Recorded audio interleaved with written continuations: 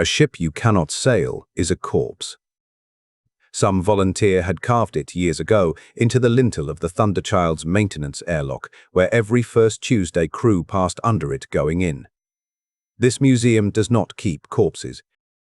Captain Eda Lynn, retired, 74 years old, had put it there. She had been the Thunderchild's last gunnery officer and was now her curator, which she performed as a naval appointment in every particular. On the first Tuesday of every month, for 29 years, the Veterans Association had come aboard the 5 old ships in coveralls with toolboxes and maintained them, not as exhibits, but as ships. Reactors turned over, gun bearings greased and cycled, seals certified. The museum board called it Heritage Preservation and funded it as theatre. The Naval Heritage anchorage at Haven hung in high orbit like a shelf of trophies, 5 warships of the old fleet, preserved, polished, and permanently retired, moored in a row that the orbital tour shuttles circled 11 times a day. They were monitors, the great armored siege beasts of humanity's first interstellar war, built in an age before shields, when the only argument against a weapon was meters of layered plate and the patience to trade blows. The Thunderchild, oldest and most famous, had held the line at Ceres Gap for 19 hours against a fleet. Schoolchildren knew her silhouette the way they knew mountains. Beside her rode the Ram, the Bulwark, the Patient Wrath, and the Anvil Chorus, names from an era when humanity named its ships the way frightened people whistle in the dark, loudly. Modern doctrine had retired them without apology. They were slow, unshielded, absurd, flying fortresses in a fleet age of speed and deflection. The Navy kept them as museums, and the museums were beloved, and everyone understood they were history now, the way anchors and city walls are history. Everyone except the First Tuesday Club. The war was in its 5th year, and it was being won, which was precisely why Haven was defenseless. Haven was the home system's great yard world, second only to Earth in what it built and repaired, and the front, after 5 grinding years, had finally been pushed 2 sectors out. Every modern hull the system could generate went forward the month it certified. The home defense squadrons had been stripped to a training flotilla and a customs wing, because the front was where the war was, and the Kiran, methodical and pressed, had never once raided deep. The Kiran raid force was detected inbound on a Tuesday, the 1st of the month, a coincidence the Veterans Association has never allowed anyone to forget. 14 ships, fast raiders of the newest Kiran pattern, shield killers, built to gut modern warships and burn infrastructure, running silent down the system's polar approach with 31 hours to Haven orbit. Their targeting was not a mystery to anyone who could read a map. The Haven yards, 40 years of shipbuilding capacity, 11 half-built hulls in the slips, the fuel constellation. And the Spindle, the orbital habitat where 200,000-yard families lived. The System Defense Headquarters ran its inventory in one meeting that generations of staff officers have since been made to study as a warning about assumptions. Training Flotilla, 9 corvettes, crews averaging 4 months service. Customs Wing, unarmored. Fixed defenses designed against smuggling, not squadrons. Relief, the nearest fleet destroyers were 5 days out if recalled that hour. The raiders were 31 hours out. The record of that meeting preserves the moment the war changed shape at Haven. A logistics captain, scrolling asset lists in despair, recited aloud, half laughing, the line item the database had faithfully included under warships, in system, all statuses. Heritage Flotilla, it said. 5 hulls. Status, museum, reactor status, functional, custodian, Lin E. Capt. Ret. The room laughed, the record shows. And then the room went quiet, because the system defense commander, out of options and out of pride to defend, said the sentence that launched the last sortie of the old fleet. Get me, the curator. Eda Lynn took the call in the Thunderchild's wardroom, where the First Tuesday crew was mid-shift on the number 3 bearing, and her end of the conversation, as reported by the 11 volunteers present, consisted mostly of listening, 1 question about ammunition, and the words, "We will need about 40 more people per ship." Then she hung up and addressed the compartment. "They are asking," she said, whether the flotilla can sail. First Tuesdays, the answer is yes. The other question they are too polite to ask is whether it should, so I will ask it. We are old, our ships are older, and 14 modern raiders are coming. Anyone who stays ashore stays with honor. Anyone coming aboard, the lockers are where they always were. The association's phone tree, built over decades for organizing maintenance shifts and funerals, activated for a different purpose that afternoon, and the response emptied retirement communities across 3 orbitals. They came by shuttle and ferry and one commandeered tour boat, gunners' mates in their 70s, reactor techs in their 80s, a 91-year-old fire control chief who had stood watch at Ceres Gap and arrived carrying his own headset, wrapped in cloth, kept oiled for 60 years. 411 veterans mustered. With them came the museum's own staff, dock workers from the yards who held reserve tickets, and, by special emergency authorization that the Academy's commandant signed with a shaking hand, 140 senior cadets from Haven's preparatory school, average age 17, to run passageways and magazines and learn, from the oldest hands alive, the oldest trade. The Admiralty's formal objection arrived by courier at hour 6. It cited the flotilla's obsolescence, the crew's ages, and the certainty of their loss against modern shield-killer weaponry, and it requested Captain Lin acknowledge the sortie as inadvisable. Her acknowledgement, transmitted to System Defense and, later, to every Academy archive in human space, granted every premise and declined the conclusion. "You do not need us to win," she wrote. "You need 30 hours stood between 14 raiders and 200,000 people, and standing between is the entire design specification of a monitor. Obsolete is a word for auctions. We will see you in 30 hours. Lin, out." The old ships woke through the night, and Haven watched it happen live because the tour shuttle's camera platforms were still on station and nobody thought to switch them off. And after the first hour, nobody would have dared. Reactor plumes lit down the museum row one by one, the bulwark first, then the ram, the patient wrath, the anvil chorus, and last, deliberately last, by a curator's sense of theater she never admitted to, the Thunderchild, whose running lights had not burned in anger in 60 years and whose ignition sequence was watched, the traffic monitors recorded, by 1 in 3 humans then awake in the Haven system. The work of the night was ammunition.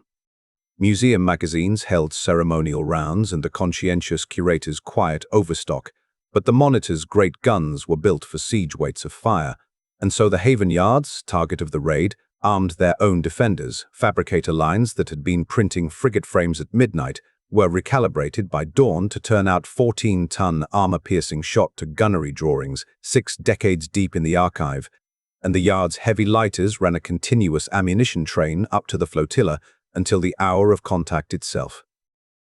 Aboard, the oldest cruise in naval history married 400 years of accumulated watch standing to the strong hands of teenagers. Cadets learned magazine drill from gunners' mates, who had done it under fire before the cadets' grandparents met. The 91-year-old fire control chief plugged in his oiled headset at his old station aboard the Thunderchild, listened to the test tone, and pronounced it. To the young woman assigned as his talker, the same ship, changed not at all, do keep up. Lin held her captain's conference, 5 old officers, average age 76, on the Thunderchild's flag deck, and set the battle plan in 11 minutes because it was the plan the ships themselves imposed. The flotilla could not chase and would not try. It would take station in the shoal gate, the narrow lane between Haven's debris belts through which any force meaning to strike the yards and the Spindle must pass, and it would fill that lane with armor and fire, and be, in her closing words to her captains, exactly what we were built to be. A wall with opinions. The Kiran raid commander got his first clear resolve of the defense at 4 hours out, and his tactical log, captured later in the war, records his honest bafflement. 5 contacts in the approach lane, massive, slow, unshielded, radiating like antiques because they were antiques. His recognition library returned museum entries. His threat assessment software, fed hulls with no deflection grids at all, classified the formation at the lowest rating its scale possessed, and his squadrons, built to murder shields, formed for a pass that doctrine promised would be administrative. The first exchange of the Battle of the Shoal Gate lasted 90 seconds and rewrote the raid. Kiran's shield killer batteries were marvels of the modern war, phase-coherent lances that shattered deflection grids and then opened the light alloy hulls behind them like tinfoil. The opening salvo, delivered at knife range with contemptuous confidence, struck the bulwark square across her forward quarter, a weight of fire that would have converted any 3 modern frigates to vapor. It cratered her paint. The lances, tuned for the physics of shields, met 2.5 meters of laminated siege armor built by frightened people in a heavier age. And the armor did what armor had always done before the universe got clever. It absorbed the argument, glowing, scarred, and present. From inside the bulwark, the strike registered as thunder and a demand for damage reports that came back, compartment by compartment, in the flat voices of astonished old men, superficial, paint and one sprung locker, superficial. Then the reply. Monitor guns tracked slowly, cycled slowly, and threw, slowly, projectiles massing as much as the raiders' shuttles. The Thunderchild's opening broadside, laid by a fire control chief who had waited 60 years to say the word again, took the leading Kiran raider full amidships through its shield, because 14 tons of dumb alloy at siege velocity does not negotiate with deflection physics. It overwhelms the grid's budget and arrives, and the raider came apart so completely that the second ship in its column flew through the debris field of the first. The Kiran pass broke off in disorder. In the polar dark, 14-1 modern warships regrouped around a commander, updating, very fast, everything his career had taught him about the word obsolete. The raiders were elite, and elites adapt. The second phase of the Shoal Gate was the duel Lin had known was coming. The Kiran stood off beyond the monitor's engagement envelope and began working the problem with standoff munitions, missile storms fired from the safety of range, guided swarms meant to find the seams no armor scheme covers completely. The flotilla could not chase them off. Pursuit was surrendered in the ship's blueprints. What the flotilla could do was endure intelligently, and the old crews fought the swarms with a depth of craft that the cadets aboard would spend their careers describing. Point defense guns of museum vintage, cycled and greased across 29 years of Tuesdays, filled the lane with curtain fire directed by human anticipation rather than saturated computation. Damage parties moved with unhurried economy of people who had done everything twice before and panicked at none of it the first time. The monitors closed ranks and overlapped their fire, 5 old walls becoming one, and the missile storms broke on them, salvo after salvo, hour after hour, chipping, scarring, starting fires that were ended with a veteran calm, the young hands caught like a language. It was not without price. A seam is always found eventually. In the 6th hour, a leaker burrowed into the patient Wrath's after-turret, and gunner's mate Aldo Reyes, 83, who had come aboard carrying his service photograph of the same turret from the old war, finished his loading sequence with the compartment alight around him, saw his cadets through the escape trunk in correct order, last man counting heads, and did not clear the trunk himself before the magazine vented. The turret's fire went out. The ship fought on. The flotilla noted its first loss of the last sortie in the manner of the old fleet, a single line to all ships from the Wrath's captain, and the lob line is on the memorial now, beneath his photograph, young and old side by side. Turret 4, silent, it reads. Its gunner completed the count. The Wrath stands.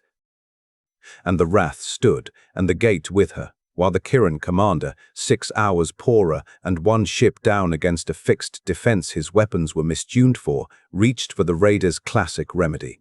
If the wall will not fall, go around it.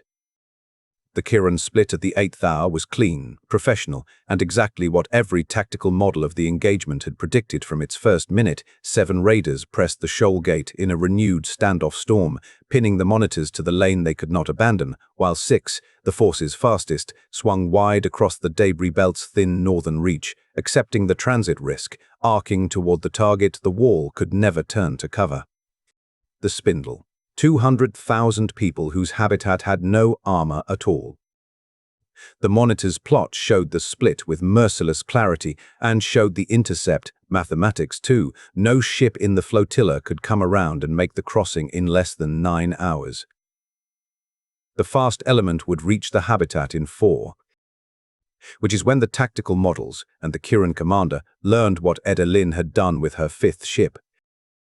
Haven's public had noticed in the sortie's first hours that only 4 monitors stood in the gate and had been told the Anvil chorus remained in reserve for structural concerns, an explanation her volunteers aboard found extremely funny. The Anvil chorus, whose reactor had certified sweetest of all 5 across the years of Tuesdays, had never sailed for the gate at all.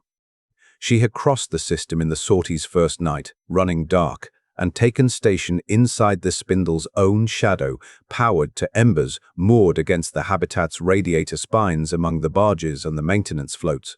One more piece of orbital furniture on every sweep, indistinguishable, patient, invisible, not through any modern art, but through the oldest one. She looked like something that could not possibly be a warship, because everyone knew the monitors were museums, and everyone knew where the museums were standing. Lynn's salty order to her reserve captain, written before the first shot of the battle, is displayed today beside the series gap honors in the Fleet Academy's long hall, and it is quoted to every class as the complete art of the fixed defense in 14 words. They will go around the wall, it said, be the thing the wall was hiding. The 6 fast raiders came down on the Spindle in a textbook terminal run. Shields blazing, shield killer batteries charged for infrastructure work, and at 1,100 kilometers, point blank in the grammar of space war, the orbital furniture in the habitat's shadow opened its gun ports. The Anvil chorus fired her full broadside into the lead raider at a range her gunnery tables classified, in the old fleet's dry idiom, as conversational. The lead raider ceased. The second, flying its evasion straight across the pattern of a fire control solution laid by an 80-year-old who had helped write the pattern's original manual, lasted 11 seconds longer. The remaining 4 scattered off their run like startled birds, terminal geometry ruined, and found themselves in the worst tactical position the modern fleet's textbooks could describe, inside an armored monitor's envelope, at monitor ranges where speed's advantages compress towards 0 and the argument reverts to a currency their hulls did not carry. They fought bravely, the record is fair to them. They landed blows the Anvil chorus will wear forever, opened her boat deck to space, killed her port fire main. But every pass had to enter the envelope of a ship whose entire nature was the trading of blows, and the exchange rate was ruinous. And behind the duel stood the habitat whose shadow the old ship refused to leave, whose 200,000 people watched from shelter galleries as 60 years of museum silence paid itself out in broadsides. The fast element broke off with 2 hulls remaining and ran for the polar dark, and the Spindle's traffic control, a civilian service of legendary procedural blandness, made the only editorial transmission of its institutional history, on the open channel, to the scarred monitor in its shadow. Spindle control to Anvil chorus, it said. All lanes are yours. All lanes are always yours.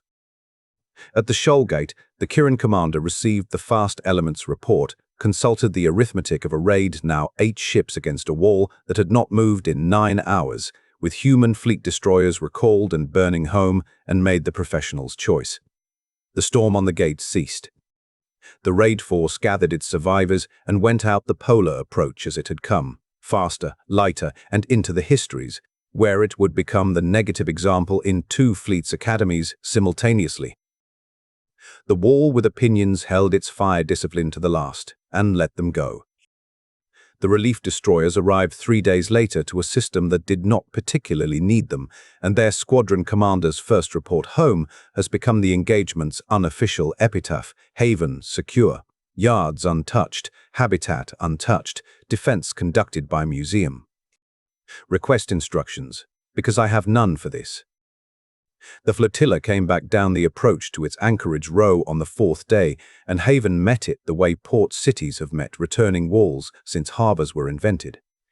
Every dock, gallery, and viewport on the yard's orbital face was lined. The tour shuttles that had circled the ships as exhibits flew escort, and the fabricator crews who had spent the battle printing 14-ton shot stood their lines in work gear as the monitors passed, scarred, streaked, one turret dark on the patient wrath, and rendered, on some dockworkers' initiative that spread down the yards in seconds, the oldest honor of their own trade. Every crane on the Haven yards dipped as the old ships went by.